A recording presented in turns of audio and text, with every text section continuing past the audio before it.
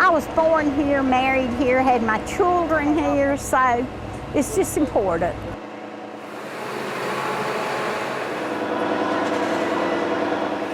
Hurts people's feelings to see something like this happen to a place where you've been married and the kids got married, you know, baptisms and all that.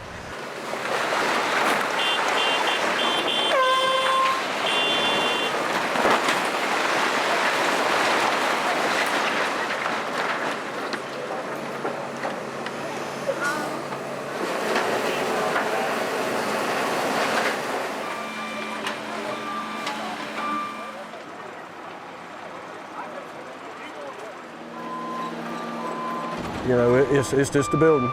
The people of the church, and it shows. They're all out here today concerned and wanting to preserve everything they can before it's all done.